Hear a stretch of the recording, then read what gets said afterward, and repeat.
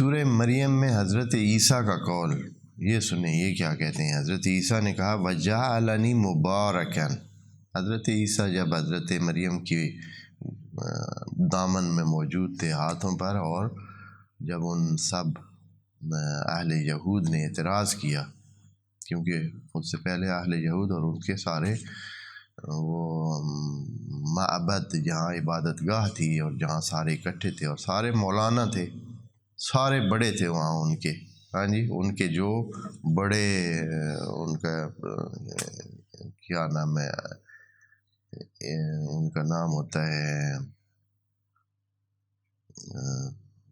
Assess یا case یا پتہ نہیں کوئی اس طرح کے ان کے نام، اپنے بہرحال ہر جگہ کے اپنے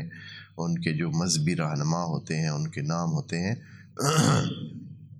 تو وہ سارے مرکزی اور مین جو بڑے تھے وہاں اکٹھے تھے، تو وہ سارے اکٹھے ہو گئے۔ حضرت مریم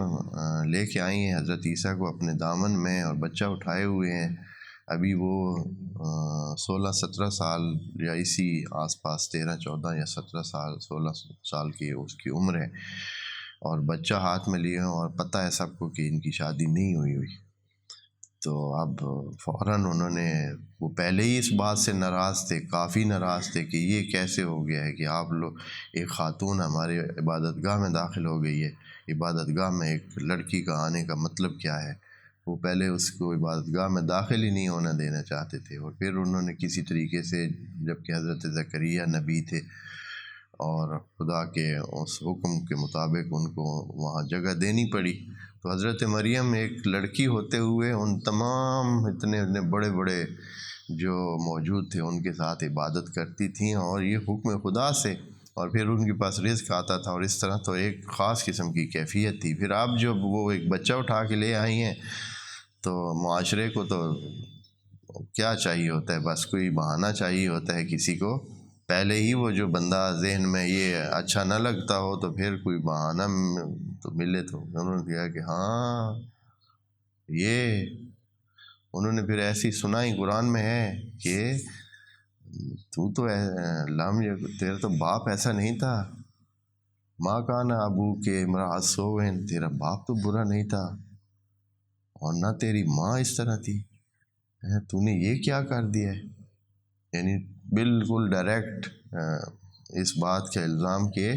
یہ بچہ جو ہے وہ غلط طریقے سے جو ہے وہ پیدا ہوا ہے، اور اس طرح ناجائز بچہ ہے۔ تو یہاں خدا کریم نے حضرت عیسیٰ کو ان کچھ دنوں کے بچے کو تکلم عطا کیا، اور حضرت عیسیٰ بول پڑے اسی دامن میں، اپنی ماں کے دامن میں، اور ماں کی پاکیزگی کی گواہی دے دی۔ تو حضرت عیسیٰ کا اس وقت یہ قول ہے کہ وَجَعَلَنِي مُبَارَكًا، کہ میں عام بندہ نہیں ہوں، اللہ نے مجھے مبارک بنایا ہے، جہاں بھی ہوں گا وہاں پورا ایریا ہی برکت والا ہوگا، اینما کنتم، جدھر بھی ہوں گا وہاں برکت ہی برکت ہوگی۔ وَأَوْصَانِي بِالصَّلَاةِ، اللہ اکبر، وہ کچھ دنوں کا بچہ اس وقت یہ بات بتا رہا ہے کہ اللہ نے جو مجھے وصیت کی ہے، جو اللہ نے مجھے سمجھانے کے لیے باتیں کی ہیں، ان میں وَأَوْصَانِي بِالصَّلَاةِ، اللہ نے مجھے نماز کی وصیت کر دی ہے، وَالزَّکَاةِ، کب، مَا دُمْتُ حَیًّا، جب تک زندہ ہوں، جب تک زندہ ہوں اللہ نے مجھے اوصانی بالصلاۃ،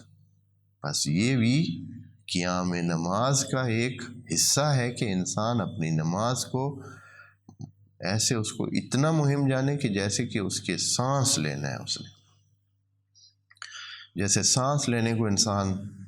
نہیں بھول سکتا، باقی انسان اپنی ضروریات کو نہیں بھول سکتا ہے، اور کسی طرح اس کو یہ چیزیں چھوڑ سکتا ہی نہیں ہے، جیسے پانی پینا نہیں بھولتا ہے، جیسے کھانا کھانا نہیں بھولتا ہے، جیسے سونے کو انسان بھول سکتا ہی نہیں ہے۔ تو خدا کریم نے کہا ہے کہ کیا کرے، ما دمت حیا، جب تک زندہ ہے نماز کو ساتھ چلانا ہے، اتنی مہم ہے نماز۔ بس الذین هم علی صلاتہم دائمون۔ یہ ہو گئی 8 کیفیات